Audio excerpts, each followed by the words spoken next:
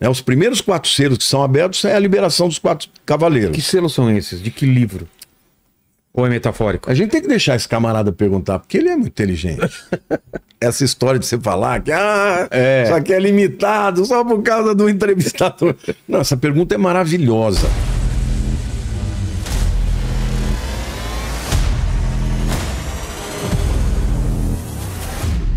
Vamos para os Cavaleiros do Apocalipse.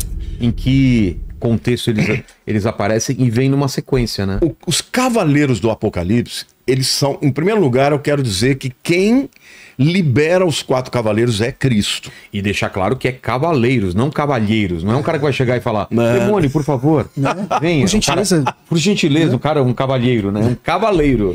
Mas vê a imagem, tem várias imagens dos Cavaleiros do Apocalipse, é legal ir colocando aí. Cada um com o seu cavalo de uma cor. Os 4 cavaleiros, eles servem a um propósito. Lembra que eu li lá em Daniel que quando ele tiver acabado com os prevaricadores, aqueles que o resistem, sim, porque hoje a igreja, por exemplo, está resistindo ao espírito do anticristo. Só que a igreja vai ser arrebatada e ele vai ficar com tudo para ele.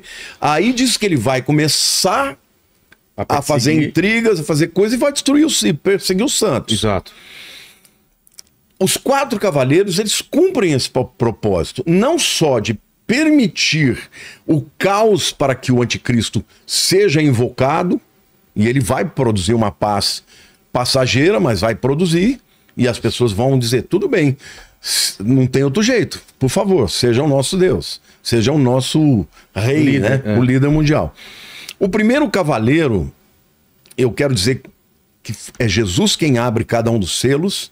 Os primeiros 4 selos que são abertos é a liberação dos 4 cavaleiros. Que selos são esses? De que livro? Ou é metafórico? A gente tem que deixar esse camarada perguntar, porque ele é muito inteligente. Essa história de você falar que isso aqui é limitado só por causa do entrevistador. Não, essa pergunta é maravilhosa. Se você não entende isso, se você não entender a cultura hebraica. Tá. Aquele rolo que está selado por fora e por dentro é uma escritura de propriedade. Uma escritura de propriedade, na época de Cristo era assim. Você escrevia, passava a propriedade e selava por fora e por dentro. Tá. Agora, o que é entregue nas mãos, das mãos de Deus para Jesus? E esses selos na época não é selo que a gente tem hoje em dia de colar. É o selo de cera, né? Aquele de cera, né? Isso. Até tem imagem, já vi, desse livro, né? Esse pergaminho, ou não sei se era feito de couro. É pergaminho mesmo? Um pergaminho... antes disso, pergaminho com os 7 selos. Vê se acha. Eu já achei, uma vez que eu pesquisei, achei algumas imagens, o pessoal representou isso daí. Então, para propriedade de um judeu quando tinha uma casa. A cena começa, João vê a sala do trono. Então ele vê Deus sentado no trono, ele vê os 24 anciãos. Quem são 24 anciãos? Os 24 anciãos é uma discussão teológica. Alguns acreditam que são as 12 tribos de Israel, e outros acreditam, e além disso, os 12 apóstolos. Tá. Outros acreditam que esse número é um número de levitas que tinham. Na verdade, a gente só vai saber lá nos céus, né? Entendi. Que eram, na verdade, grupos que eram escolhidos para adorar no templo. Certo. Então eram segmentos que eram escolhidos, um time inteiro, né? Mas eu acredito pessoalmente são os 12 apóstolos e as 12 Deus tribos no trono, os 24 os que estão sentados anciãos no trono. E aí de repente ele ouve uma voz no trono dizendo: quem é e Deus está com o livro na mão, que é esse pergaminho selado por fora e por dentro. Certo. Quem é digno para abrir o livro e quebrar os seus selos? E houve um silêncio no céu. Aí João começa a chorar. Ele chora copiosamente, copiosamente. Por quê? Porque ele falou: ninguém era digno de abrir os livros. E aí... Olha lá. Exato. E aí ele ouve uma voz e fala: não chores, porque o leão da tribo de Judá, o cordeiro que foi morto, é digno de abrir os livros. Então é ele... É Jesus. E aí ele entra na sala do trono e ele olha. Ele foi anunciado como o leão da tribo de Judá, porque agora ele vai rugir. Mas ele entra e ele diz, e entrou um como um cordeiro que tinha sido morto. João viu Jesus com sangue. Viu Jesus com as feridas nas mãos e nos pés, com as chagas. E aí Jesus vem, pega da mão de Deus o livro e começa a quebrar. Este é o momento em que Deus fala, filho, chegou a hora. Porque quando Adão pecou, ele entregou a escritura da terra para o diabo. O mundo jaz no maligno. Hoje, por isso que eu não acredito nessas visões do Apocalipse que diz que Jesus já está reinando completamente e que o diabo está preso. Eu falei, gente, não faz sentido. Imagina se estivesse solto. Então, ele entra, pega das mãos de Deus o livro e começa a abrir os selos.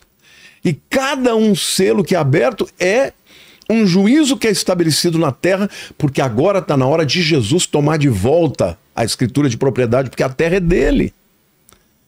Deus deu de volta para ele. E o milênio nada mais é do que Jesus dizendo, agora vocês vão entender o que Adão devia ter feito, que era viver em obediência e glória para Deus. Ele não fez, mas Jesus vai fazer.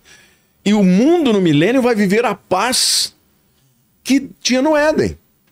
A única diferença é que lá ainda vai ter pessoas que são seres humanos e são pecadores, mas a justiça de Deus vai ser estabelecida através de Cristo. Então, cada selo que o Senhor abre, vem um juízo sobre a terra. Tanto é que no meio da tribulação, o povo clama, fala, eles querem entrar debaixo das grutas, das montanhas e fala, salvai-nos da ira daquele que está sentado no trono e do Cordeiro. Os homens pedem, e aí diz, mas não deram glória para Deus. Então, o juízo sobre as nações é por conta de todos os desmandos, a desobediência, a rebelião, as afrontas para Deus, e cada um desses selos é Jesus abrindo aquela escritura de propriedade para tomar posse completa. Tem até um tempo no Apocalipse que Deus falou, agora é chegado o reino do seu Cristo. Ou seja, o reino do anticristo vai acabar e o reino de Cristo vai começar, né? Aqui tem a imagem dos 4 cavaleiros. O primeiro, então, é o cavalo branco. Muita gente diz que o cavalo branco é Cristo. Então, eu já vi essa versão e a outra versão que é o anticristo. Não pode ser. Não faz sentido. Porque ele que está abrindo o selo. Mas quem fala que é Cristo se baseia em que parte da Bíblia? Por quê? Não, é nesse texto. Mesmo texto? Eles interpretam, por exemplo, que ele está no cavalo branco, branco significa paz, e portanto é Jesus. Que carrega um arco. Mas olha o que o texto de Apocalipse 6, 1-2 diz. Vi quando o Cordeiro abriu um dos 7 selos viventes e ouvi um dos 4 seres viventes dizendo, como se fosse voz de trovão, vem. Vi então e eis um cavalo branco e o seu cavaleiro com arco, e foi-lhe dado uma coroa e ele saiu vencendo para vencer. Foi Jesus que mandou ele. Entendi. Não é Jesus, senão ele teria dito, ó, ele desceu e foi. Não, ele vai abrir os selos e ele vai enviar os 4 cavaleiros. Tá. Então, esse cavalo branco não é Jesus, ele é o anticristo. Porque ele vem montado no cavalo branco porque ele vai propor uma paz. Uma paz que vai ser proposta por 7 anos. E num mundo de caos, a solução dele, vamos fazer um acordo de paz. Vamos fazer um acordo de paz. E muitas pessoas já tentaram fazer acordo de paz e tal. Até agora, você sabe, né? Que nós estamos com a iminência de um ataque americano contra o Irã. Exato. Só que o Irã regou, né? Porque o Donald Trump mandou uma carta dizendo, ó, eu quero fazer paz, eu quero fazer um acordo nuclear com vocês. E o Irã, com medo do que o Donald Trump vai fazer, ele falou, não, tudo bem, eu estou disposto a discutir, né? Mas não vou sentar com vocês, eu vou botar um intermediário.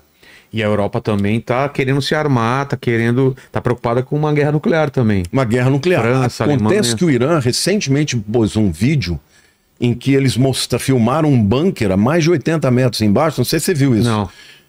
Gigantesco, cheio de mísseis. E tava lá o generalzão e um ayatollah do lado. Entendi. Mostrando a Estão mostrando, ó, eu também tenho armas. Vem pra cima. Aí o Donald Trump falou, tá bom, ou você faz um acordo comigo ou eu te detono. E ele tem coragem de fazer isso. E aí o Irã falou, não, tudo bem, vamos conversar. Então, o que o Trump quer? Ele quer que o Irã não seja capaz de enriquecer o urânio a ponto de fazer uma bomba atômica. Isso. essa paz vai chegar uma hora que vai acontecer, mas não é uma paz qualquer.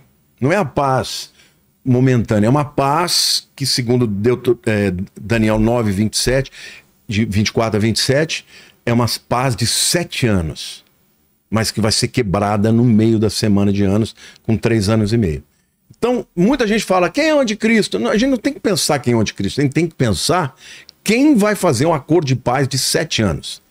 Esse acordo de paz vai chegar, por exemplo, lá para a Palestina, vai dizer, eu vou dar bilhões de dólares para você. Isso aqui vai virar um jardim, eu vou asfaltar, vou construir, vai ter hospital, vai ter escola, universidade, dinheiro, investimento. Porém, vocês vão ter que permitir que Israel construa o templo ali, na parte do Monte Moriá.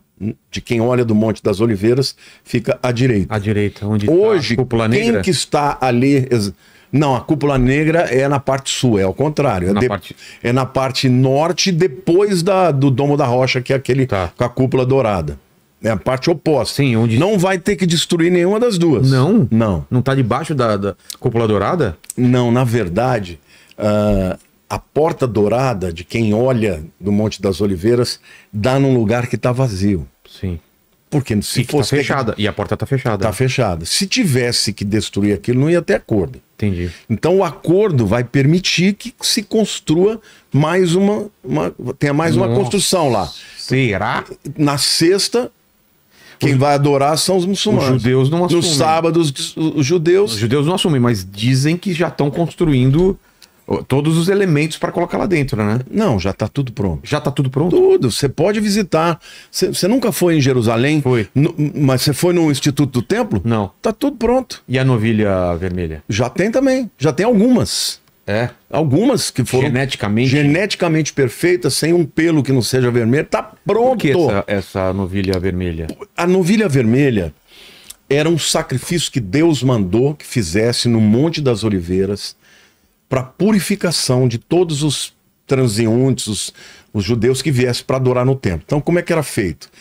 Ela tinha que ser perfeita, pura, totalmente vermelha e tal, e ela tinha que ser feita num sacrifício, um holocausto. O holocausto é um sacrifício que não sobra nada, vira tudo cinza.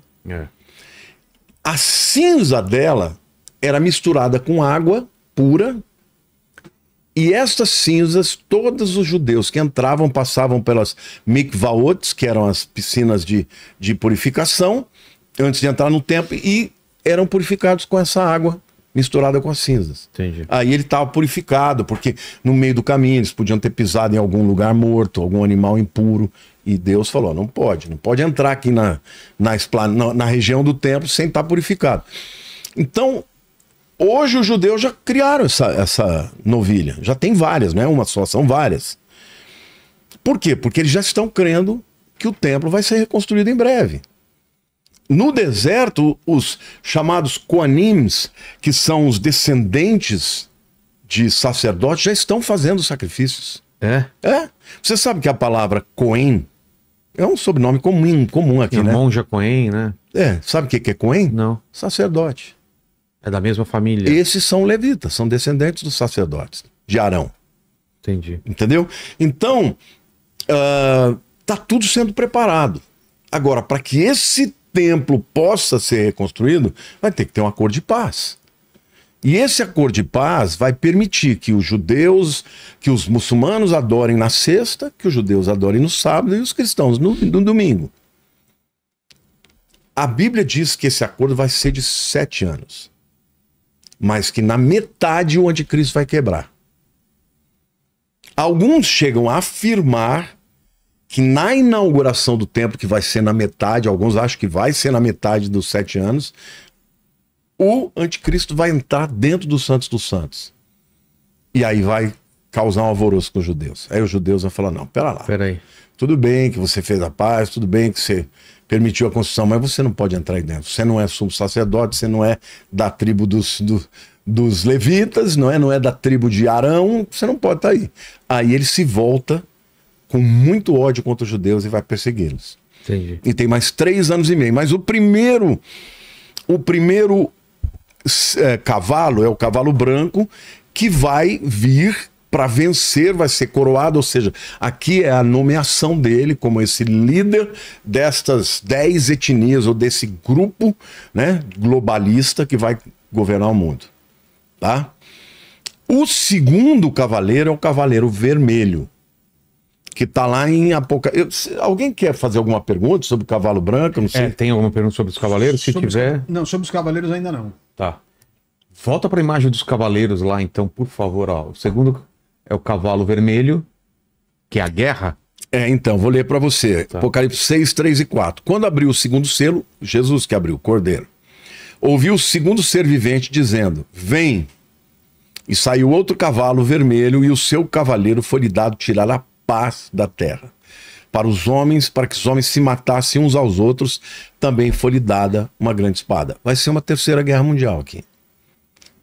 Eu acredito que não vai ser uma guerra que tem um motivo só. Vão ser focos de guerras espalhados, diferentes, que vão acabar virando uma grande guerra. Como foi na Segunda Guerra, como foi na Primeira. Hoje, por exemplo, você tem alguns focos. Você tem Rússia com a Ucrânia, você tem China querendo invadir Taiwan, não é isso? E você tem Israel contra o Irã, contra o Hamas, contra o Hezbollah, contra os Houthis, né? Israel, coitado, tá sempre lutando contra todo mundo, né? Coitado não, é o povo de Deus e tem a proteção do próprio Deus, né?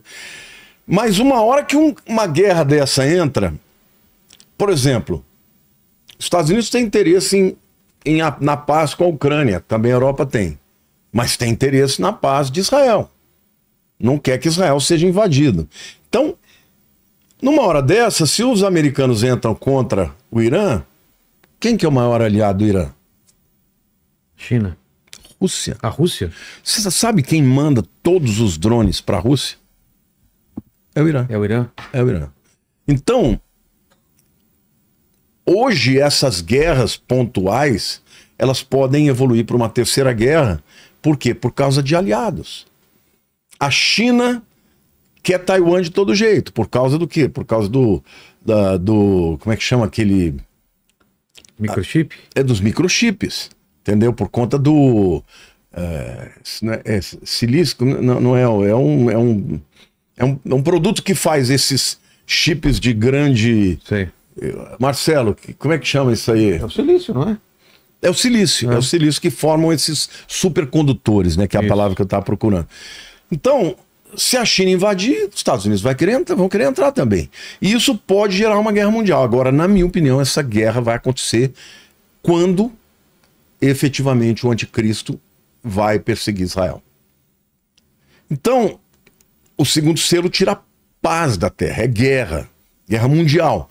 E o terceiro cavaleiro? O terceiro cavaleiro é o cavaleiro negro, que é Apocalipse 6, 5, 6, que diz assim, quando abriu o terceiro selo, ouvi o terceiro ser vivente dizendo, vem. E então vi, e eis um cavalo preto e o seu cavaleiro com uma balança na mão. E ouvi uma voz no meio dos 4 seres viventes dizendo, uma medida de trigo por 1 denário, 3 medidas de cevada por 1 denário, e não danifiques o azeite. O que acontece como resultado de guerra?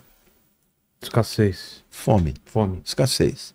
As pessoas não vão ter condições de comprar o que querem de comida. Vão ter dinheiro, mas não vão ter comida. Então as pessoas vão ter alimento racionado, né? É um caos financeiro, mas é um caos também de suprimento de alimento. E o quarto cavaleiro, que é esse pardo, mas na verdade no original é chloros. É verde. Chloros, é clorofila. É a cor da morte, né? Chloros no grego é verde. Então, mas é aquela cor de corpo... corpo apodrecendo, né? Então, olha o que diz 7 e 8 do capítulo 6. Quando o cordeiro abriu o quarto selo, ouvi a voz do quarto ser vivente dizendo, vem, e olhei, eis um cavalo amarelo e o seu cavaleiro sendo chamado Morte. E o inferno estava seguindo, e foi-lhes dado autoridade sobre a 4ª parte da terra, para matar a espada. As guerras vão gerar pelo menos 2 bilhões de mortes. Guerras nucleares, sem dúvida alguma. Mas não só pela guerra, pela fome e com mortandade, essa palavra fala de pestes, e por meio de esferas da terra. Então, aqui fala da morte, fala do inferno, fala de espada, ou seja, guerra, fala de fome, fala de pestes. Vai acontecer tudo isso ao mesmo tempo, nesse período. E esse caos econômico, esse caos mundial vai, na verdade, atender às demandas do diabo, do Satanás, porque ele veio para roubar, matar e destruir. Mas ele está ficando sem mais opções, está chegando no fim, né? É nessa hora que algumas pessoas vão clamar, e sobretudo o povo de Israel vão clamar a Deus pedindo uma intervenção.